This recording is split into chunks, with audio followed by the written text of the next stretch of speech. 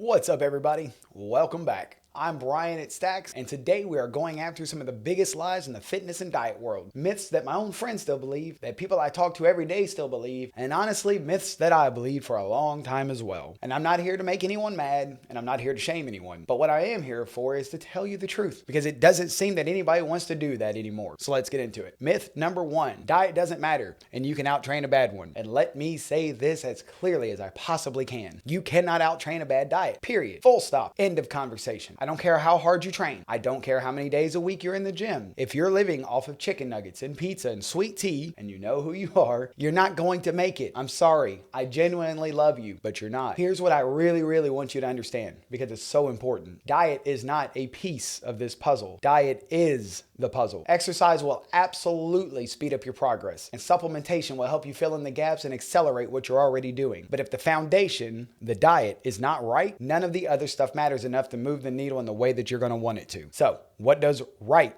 actually mean? It doesn't mean perfection.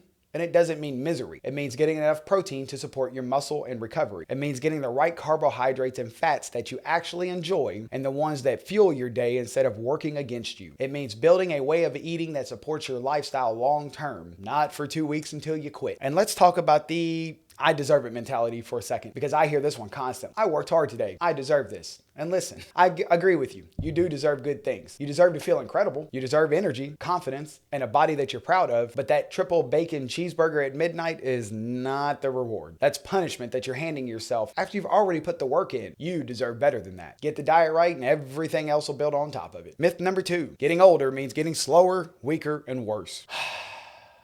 No. I ain't as good as I once was. Y'all know that song. Toby Keith talked about how good he once was. And he was as once good as once he ever was or something, and I don't mind Toby Keith, but I respectfully disagree with that. And the science is clear on this. Age-related decline is largely lifestyle driven. It's not inevitable and it's not written in stone. It's largely a result of choices that people make over time and the story that they tell themselves about what's possible. If you don't think it's possible, I can assure you it's not. At 41 years old, I train 6 to 7 days a week, sometimes twice a day. I'm building this YouTube channel. I'm studying NASM to become a certified personal trainer. I work 2 jobs, 7 days a week, and I still find time to enjoy my life. And I genuinely do not know many people, regardless of their age, who actually outwork me. And I'm not saying that to brag. I'm saying that because 5 years ago, I was a completely different person. I wasn't this guy, but I've lost almost 90 pounds starting in 2022 and rebuilt my life from the ground up, spiritually, mentally, physically. And that version of you that you think is gone forever to never return, it's not gone. And let me tell you, in a lot of cases, it hasn't even shown up yet. It's what happened to me. Please don't let age be the excuse. The people who age the worst are usually the people who stop. The people who stop moving, stop challenging themselves, and stop believing it was worth it or possible. The people who age the best, they just keep going. It really is that simple. Myth number 3, supplements are dangerous. Okay, this one does make me laugh a little. And I'll tell you why. I've had people, and I mean real people in my life, tell me that the supplements that I use are risky and that they don't want to put something in their body that they don't know what's in it. And I do respect that concern, but here's the part that's very interesting to me. These are often the same people who think grabbing a sugar-loaded energy drink, mixing it with alcohol, and going out making some very questionable decisions, and then spending the next day completely destroyed with a headache and nausea and can't function and a nervous system that's wrecked. But my creatine and protein powder and brain support and testosterone support are the dangerous, All I'm saying is let's think about it for a second. I'm not judging anybody's lifestyle, but I just want to be intellectually honest here. A good quality protein powder, a well-formulated pre-workout from a brand you trust, a greens product, and maybe some aminos, things have been studied extensively. The risk profile on quality supplements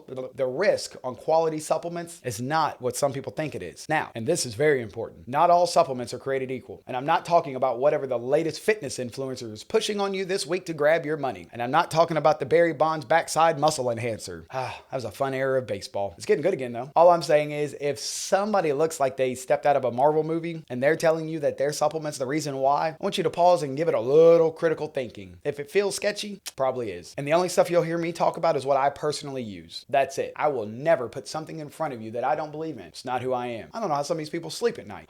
Okay. Myth number 4, I don't have time. Now I'm going to be real with you on this one because I lived this excuse for years. Everybody has has time for what is truly important to them. I'm going to say that again. Everybody has time for what is truly important to them. What most people actually mean when they say they don't have the time is that the gym, the meal prep, or their health just hasn't made it to the top of their priority list yet. And that's okay to admit, but let's call it what it is. And here's what I noticed when I started getting serious about my life. My phone was running me. And I'm not pointing fingers. I was right there with everybody else, scrolling, watching, consuming, and wondering where my date went. In 2026, these devices are designed to eat your time. They are engineered by some of the smartest people on the planet to keep you on them as long as possible.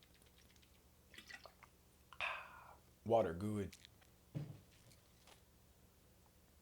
Product placement. I've never sold anything online, but one of these days. When I reduced my screen time and redirected that energy towards something productive, whether it was training, created content, studying, or building something for myself, I suddenly had time I didn't know I had. The time existed the whole time. I just had to take it back. I'm not saying eliminate everything you enjoy. Life needs its balance. You need entertainment and rest and time with people you love and care about. Your favorite TV shows and music, all that stuff matters. But it cannot be what drives and controls your day. It cannot be the thing that comes first and pushes everything else out. I'm telling you, and I believe this wholeheartedly, if you don't have time for exercise or the gym, I'd ask you to look at your screen time for 1 week. Just 1 week. And be honest with yourself about it. What did you find? And even nowadays, these devices have enough in them that it'll tell you how long you've been on it and how long you spent time on every app. So you don't even have to guess at it anymore or know what you're doing or even think about it. It'll tell you. Myth number 5. Cardio is the best way to lose weight, and women shouldn't lift because they'll get bulky. 2 myths for the price of 1 here, because they're very related. First off, let's talk about cardio. Cardio burns calories during the session. That's real. And I do believe that some mild to moderate walking, especially after lifting, is incredibly beneficial for anyone trying to lose weight. I've used that methodology throughout my own 80-pound transformation, and I will always stand behind that. But here's the thing. Lifting weights triggers twiggles. But here's the thing. Lifting weights triggers muscle protein synthesis. Your body repairs and builds muscle tissue after resistance training, and that muscle raises your resting metabolic heart rate, meaning you burn more calories even when you're doing absolutely nothing. Cardio helps you in the moment, muscle helps you around the clock. If you're only doing cardio and ignoring the weights, you're leaving the most powerful long-term fat loss tool on the table. To my ladies, we all know I ain't got no ladies. Jesus, send me a lady. I hear this one all the time from the ladies, and it constantly drives me crazy. I don't want to lift weights because I don't want to get bulky. Okay, let's talk about it. The female body produces a fraction of testosterone that the male body produces. Getting big, thick, and muscular in the way that men do and can really requires either a very rare genetic situation, exogenous hormones, drugs you shouldn't take, or some very heavy supplementation. It doesn't happen by accident from lifting weights at your local gym. But what does happen? You tone up, you get definition, you get those smooth, strong, well-shaped arms instead of, and I say this with all the love in the world, the ones that keep waving after your hand has already stopped. You know.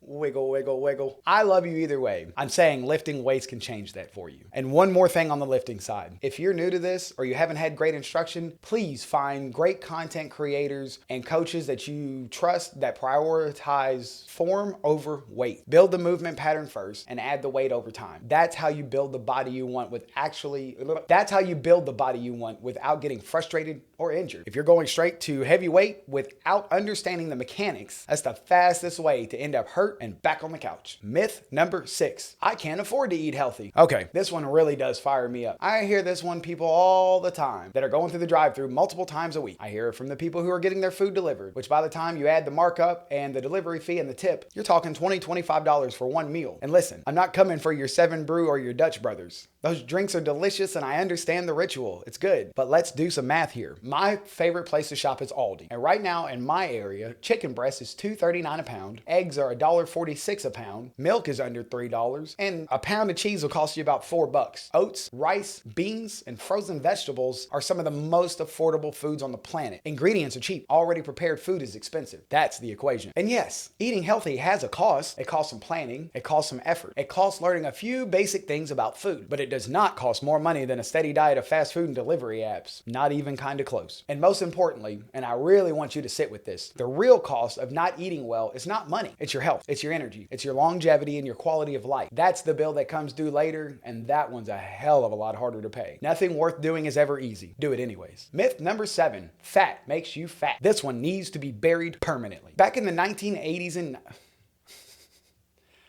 Back in the 80s and 90s, with the limited science available at the time, the thinking was very simple. Fat equals fat on your body. So the food industry pulled the fat out of everything and replaced it with sugar to keep everything tasting good. Low fat everything hit the shelves. And you know what happened? Obesity skyrocketed. Pulling the fat out and loading products with sugar has played a massive role in the obesity epidemic in this country. Because here's what they didn't tell you. Fat doesn't make you fat. Excess calories makes you fat. And sugar, along with the other fast digesting carbohydrate, spikes your blood sugar and triggers an insulin response that puts your body directly into fat storage mode. Do that consistently day after day, and you'll gain weight regardless of how low fat your food is. Meanwhile, healthy dietary fats from things like eggs, olive oil, avocados, and nuts are not your enemy. Your body needs those to produce hormones, including testosterone, which does matter for both men and women when it comes to body composition and energy. Your brain is largely made of fat and relies on dietary fat to function properly. Certain vitamins like A, D, E, and K are fat soluble. That means that your body cannot absorb them without fat present. The fats to actually watch out for are industrial trans fats that are found in partially hydrogenated oils that show up in a lot of processed and fried foods. These are the ones with the well-documented links to inflammation and cardiovascular disease. Natural saturated fats in reasonable amounts are a very different conversation than the processed garbage that got lumped in with them for decades. Eat your eggs, put olive oil on your vegetables, have some avocado. Your body will thank you. And myth number 8, you have to eat every 2 hours to keep your metabolism going. You know, I actually remember learning this one the first time in the 6th grade. Yeah, I say first time. I enjoyed middle school so much that I stuck around for another year. They really liked me. Yeah, I was very lazy from a kid to just a few years ago. All jokes aside, there is no credible evidence that eating every 2 to 3 hours is necessary to keep your metabolism elevated. That idea got popular and it stuck, but the research does not back it up. What your metabolism responds to is your total calorie intake, your protein levels, your activity levels, your sleep, and your muscle mass, not how frequently you're eating. Now, what does matter is what happens to your blood sugar. Sugar. Now, what does matter is what happens to your blood sugar throughout the day. Consistently spiking and crashing your blood sugar, which is exactly what happens when you're snacking on the average American processed food all day, that is strongly linked to weight gain, fatigue, and metabolic dysfunction. Words are hard. One of the most effective tools that I've used personally is intermittent fasting. I go as long as I can before my first meal, and then I try to eat all of my calories within a 6 to 8 hour window. What that does is give my body extended time where insulin is low and fat burning is high. It also naturally helps with the calorie control. You have a limited window to eat, so you have to fill that window with high protein, high fiber, nutrient dense food. That'll help you stay full, satisfied, and being in a calorie deficit becomes so much easier and more manageable than people think. Myth number 9, supplements are either magic or a scam, and both extremes are wrong. And I do believe that this is the one that I may be most qualified to talk about. You can see what's around me right now. You already know that I take this stuff very seriously. Supplements are not a miracle. Popping a pill and expecting your body to transform without the work is a fantasy. But supplements are also not a scam. At least not the right ones, used the right way, with the right foundation underneath them. And here's the truth about how your supplements actually work. If you're training consistently, eating well, sleeping, and managing your stress, supplements can genuinely accelerate your progress. They can also fill gaps where food alone can't always cover. They can help you recover faster, perform better, and get more out of the work you're already putting in. But let me be clear. If the fundamentals aren't here, if the training is inconsistent, if the diet is poor, and the sleep is a disaster, then no supplement on the planet is going to save you. You'll spend hundreds of dollars and wonder why nothing is working, and the answer will be everything else. Now, be skeptical of all that noise out there. I'm not talking about the influencer of the week pushing the product that their agent told them to push this month. If someone always looks like a superhuman comic book character and they tell you their supplement stack is the reason, use your judgment. Trust your gut. If it feels off, it probably is. Let me tell you, what I share with you is going to be what I personally use, what I actually believe in, and what I've seen work in my own life. What I'm going to share with you is what I actually use, okay? What I believe in, what I've seen work in my own life, and after years as a customer, I'm now someone who works in this space every single day. Honesty, integrity, and getting you what you need are the only standard I operate by. Look, I know this is a lot, and every single one of these myths has real consequences for real people, and I don't really care to sugarcoat it. The bottom line is this: your health is yours. Nobody's going to hand it to you. The information is out there. The tools are available, and you are more capable than you think you are. I'm proof of that, and I'm proud of you for trying. If any of this resonated with you, I truly do want to hear from you. Drop me a comment below. Tell me which myth really does hit home for you, and tell me what you've been struggling with, or what you want me to cover next. I read everything. This means everything to me. And if you want to check out some of the best supplements that I personally use and trust, the link is below. Click it for an extra discount of what is already incredible. I'm talking they've already got some buy one, get one 50% off, and with my link, you'll even get more than that. Amazing. I love you. I'm here for you. I'll see you on the next one.